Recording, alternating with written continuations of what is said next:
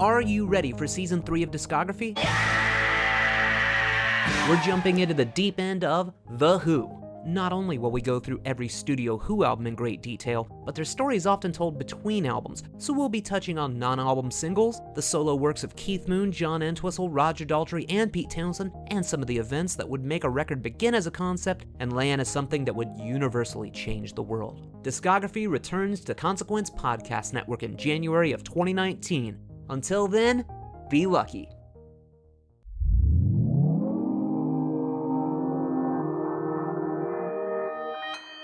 Consequence Podcast Network.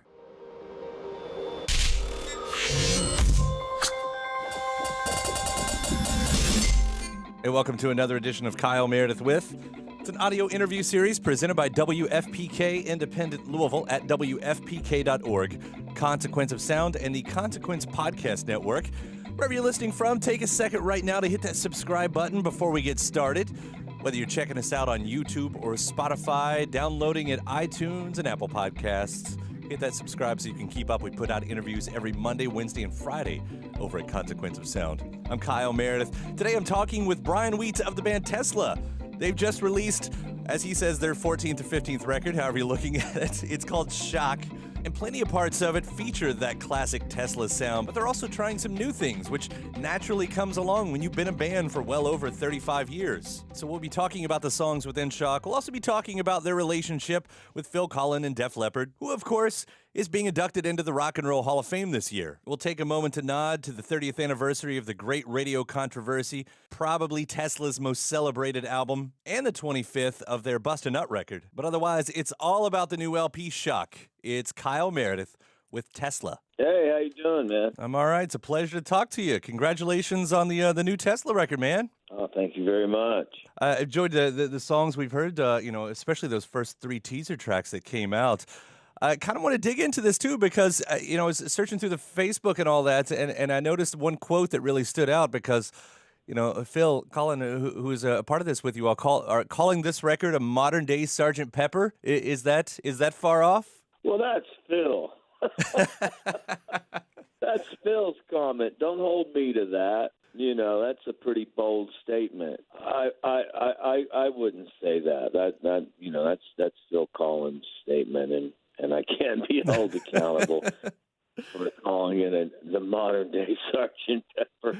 I'll say it's Tesla in 2019, but no, I'm not going to say it's Sgt. Pepper. Someone might take that the wrong way and think I'm a really arrogant prick. No, I got you. But I do see where he's coming from in a way because, there is a lot of different sounds on this record. I mean, like I said, even from those first 3, the differences between Shock and Taste Like and California Summer Song, which, California Summer Song, that really kind of showcases, I don't know, it feels even different than anything you all have done before. Where did that one come from? It is different than anything we've done before, and that was the thing, with this album. It's like let's try and do some new things that we haven't done before, and that probably being the highlight of a new road that we haven't been down. It started out with Frank, and then with any of these songs on this album, if it was Frank's idea or it was my idea or Dave Rude's idea, basically, we would go to Phil and then finish the song with Phil. So in the past, where we may have gotten in a room and just hashed it out for a couple weeks, these songs were way more crafted in the sense of, sitting in a dressing room while we're on tour, because we've been on tour with Def Leppard for 3 consecutive summers. And, the last summer and a half is when we made this record. And, putting together the song and then, going to California on the breaks and going into my studio and actually recording it and stuff. So the process was over a year and a half it took to make. And then actually, sat for a while we got the record company stuff together and, did another deal with Universal and then having to get, the release schedule and all this, that, and the other. But that's how that song came together. Yeah. It was Frank's, idea, and then him and Phil worked on it from there. Would I be far off then? The other side of the spectrum was something like Taste Like. I mean, this actually feels like a bit more of that classic sound, that maybe we've known in the past. Yeah, that's true. That one came from Phil, and then I worked on the bridge, and we put that one together. So it was wherever the idea came from didn't matter. We just, made it the best it could be, whoever's idea it was. But yeah, that definitely has a maybe an earlier Tesla vibe to it. AC/DC, Def Leppard, whatever. I mean, some people say, Phil's turned them into sounding like Def Leppard. Well, we've sounded like Def Leppard for many years. I mean, if you go back to our first album, Easy Come Easy Go sounds like Def Leppard. Something like Song and Emotion sounds a whole lot like Def Leppard. Def Leppard have always been a big influence on us. We used to cover their songs when we were City Kid. I mean, they're being inducted into the Hall of Fame this year. That's got to say something about your class and era of bands. I don't know. Do you feel like I mean, a lot of people say that this era getting its due is well overdue. Yeah. I mean, you got Bon Jovi in there. You got Def Leppard. You got Metallica. You got Guns N' Roses. So yeah, the premier bands of that time are getting into the Rock and Roll Hall of Fame.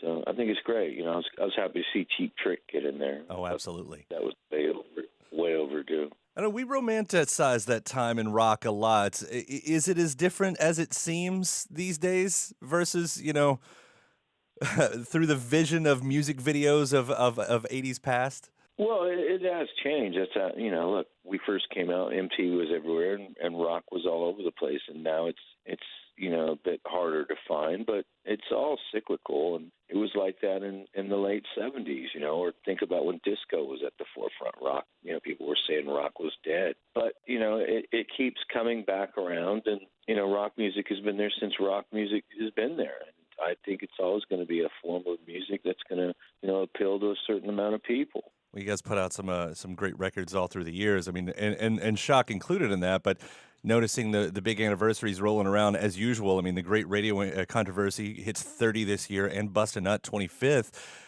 I know the focus is probably on the new record, but do you take also some time to celebrate the big moments? Yeah, of course we do. And the 5-Man Acoustic Jam will be 30 next year, so. Yeah, I mean, you start realizing you're getting old. When you start looking at those things, you go, wow, that was 30 years ago? Holy shit. Yeah, I mean, we do. But, I mean, right now the focus is the new album, Well, I guess it's the 14th or 15th. I lost count, but I think it's one of the two. Yeah. It's either 14 or 15, 35 years down the road or 34 years. Who'd have thought? It's impressive for any band to make it that long. So, complete congratulations on that. But seriously, to still be writing at this caliber, it is impressive. And hearing what you all are doing, I really, really enjoy it. And, kind of tying it all together. So congratulations on this one. And thank you. No, thank you. Thank you very much. I mean, it's what we do. So we don't really know how to do anything else. We're not airplane pilots. That's what we do. We do what we do. We go in there and we try to come up with the best possible stuff we can, and hopefully people will enjoy it. So hopefully they'll enjoy this album. All right, man. Brian, it was a pleasure talking to you. Thanks so much again, and congratulations. Thank you. Take care. Hey, thanks to Brian Wheats of the band Tesla. The new record is called Shock. If you haven't already, hit that subscribe button to keep up with all the interviews we put out here. And again, whether that's Apple Podcasts and iTunes, if you're listening on YouTube or following us along on Spotify or wherever you get your podcasts from, hit that subscribe button. And after that, you can head over to WFPK.org. That's where I do a show every Monday through Thursday from noon to 3 Eastern, where you can also find some bonus episodes of this series. Head over to consequenceofsound.net for all of your music and film news needs. You can follow me at Twitter at Kyle Meredith and Facebook/Kyle Meredith. That does it for another edition. I'm Kyle Meredith. I'll see you next time.